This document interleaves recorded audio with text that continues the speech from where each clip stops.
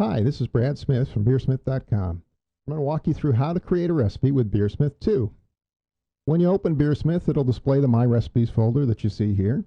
To create a new recipe, all you have to do is click on the Add Recipe button up here at the top. We're going to type in a name for our new recipe. In this case, I'm going to call it Brad's Porter. You can select the type of recipe here, the boil time, the date. You can put in your brewer name,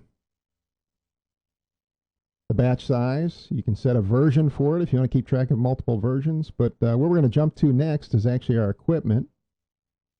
And in this case, I'm going to use a simple 4-gallon pot as my brewing equipment for this extract recipe. And then down here, we're going to choose a beer style. And in this case, I'm going to choose beer style 12A. And you can use the little search box up here to find things quickly. So 12A happens to be a brown porter. So I'm going to set a brown porter as the beer style. And as we start building our recipe, BeerSmith is actually going to show us the beer style compared against the current recipe as we start adding ingredients.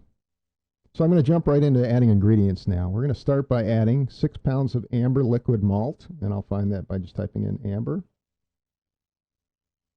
And we're going to type in 6 pounds here at the bottom. Click OK. Next thing, I'm going to add 1 pound of caramel crystal malt. So I type in caramel crystal malt. And in this case, we're looking for the 30 Lovibond. We're going to add a pound of it. So there we go, 1 pound. Click OK. And finally, I'm going to add half a pound of black patent malt. So we type in black patent. And pretty quick to find that. Half a pound. 0.5, and type OK. For hops, I've decided to add 2 ounces of Fuggles English hops. Do a quick search. We're going to add 2 ounces and boil it for 60 minutes.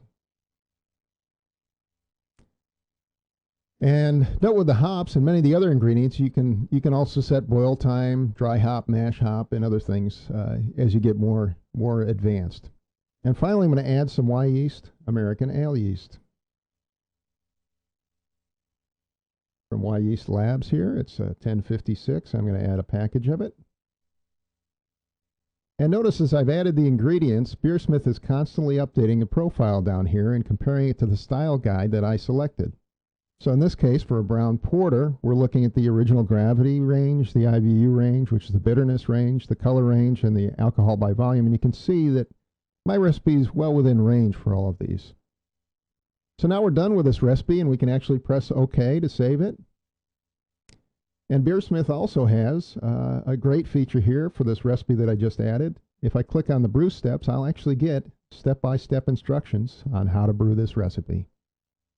BeerSmith also has dozens of tools and features for scaling, converting, and organizing your recipes.